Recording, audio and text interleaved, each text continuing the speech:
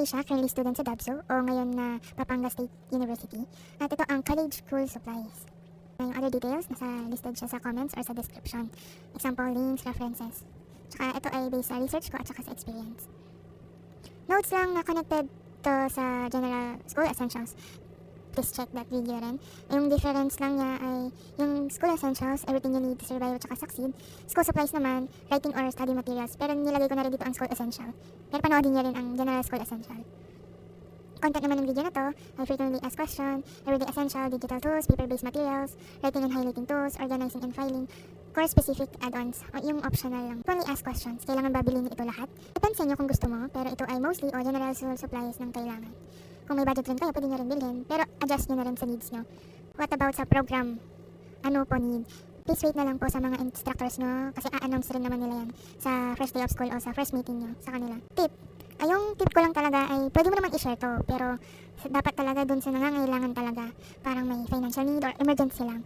Please lang na kung meron kayong classmates na tamad, o parang malit lang yung bag nila, puro makeup. Alam ko common yun, pero hindi ko naman na hindi sila broke, tamad lang talaga sila. Pwede naman sabihin na I work hard on some materials na to, o pinaghirapan ko ang materials na to. Please respect that, thank you. Alam kong offended, pero ma-offend sila, pero dapat alam rin nila kasi estudyante ka rin. Naghihirap tayo, kaya nga na nasa state university tayo para yung tuition fee, tsaka yung init ka rin sumasabay para wala na rin. Pero depende lang, kung naawa kayo, sige lang.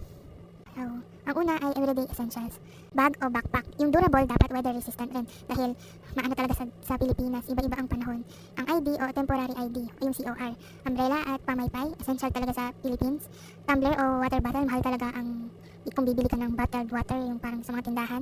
Small hygiene kit kahit yung alcohol o sanitizer, tsaka tissue. Snacks o lunchbox, kung tight budget ka naman. Napkin naman sa mga ladies natin. Nasa description yung full title nito, kaya check nyo na lang yun. Or sa comments para. Tools, laptop, phone, tablet. Depende sa program mo, pero suggest ko na dapat meron kang laptop at saka yung phone. Yung tablet, depende na yan kung meron ka talagang budget para doon, pero okay na kahit yung phone at saka yung laptop, basta yun. Dahil meron kayong marami talagang research niyan. Tsaka dapat hindi mahirap kapag yung tablet bibili mo tas extra fee pa sa keyboard niya, tsaka sa mouse kapag bibili ng Bluetooth. SIM card o data, at saka ang internet, depende na lang kung ano yung available o yung kaya nyong bilhin. Printer naman, kung may budget kayo, pwede na yung printer para hindi na kayo pabalik-balik o magbayad pa ng mahal sa mismong nagpiprint. Phones naman o headphones para sa online class or recorded lectures. Maganda rin to kung maingay kasi open space talaga ang DABSO. Storage keeping naman, Google Drive, ito ang free. Kung may budget naman kayo, flash drive or SD card. Paper-based materials. Notebook, nasa sayo na, multi-subject or per subject. Pwede kayong pumili na binder, filler, spiral, yarn, o kahit yung yellow pad lang kung ayaw ng mabigat. Pero meron na rin dito na magbibigay dito ang mga teachers kung ano ang gusto nila. Pero mostly naman sa kanila, nasa sa inyo na. Yellow pad para sa activity, clear book o long envelope para sa mga requirements. Mostly yan na yung mga research paper, kailangan na ng clear book. Short and long band paper para sa handouts o activity, pero project rin to, pero depende na rin. Sticky notes, page flags para naman sa mga book. 1x1, 2x2, passport size picture. Formal, kung naka-blazer, uniform rin, pwede. Pero suggest ko na uniform na yung gawin nyo sa yun rin yung gusto nila, para yun na yung basehan. Index card naman, all size, para sure na sure. Ito yung mga sizes nila. At Manila paper, kapag nagre-report, ito ang common.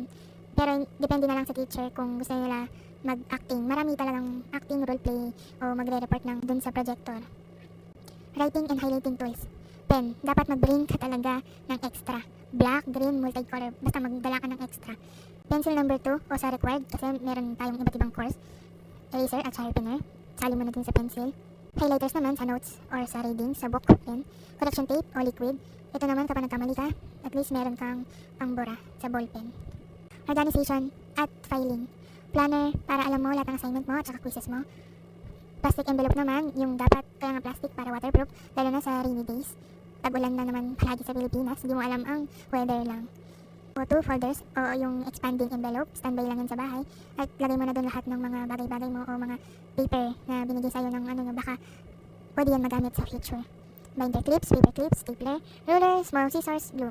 Depende na lang saan ano yung dadalhin nyo o yung need nyo. Course-specific add-ons, optional. Alam kong mostly, stereotypical, pero yung masasabi ko lang talaga dito na, please, wait na lang yung mga instructor nyo to announce the needs. Kasi, nakadepende talaga yan, lalo na first year. Wala pa kayong masyadong bibit-bitin sa mga first week. Kaya maghintay na lang talaga tayo. O kaya magtanong na kayo kung may GC-GC na kayo dyan.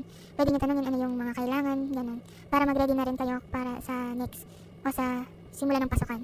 Kapag simula na kasi ng pasukan, baka mag-ubusan na. Kaya maganda rin na magtanong. Wala naman bayan magtanong, diba?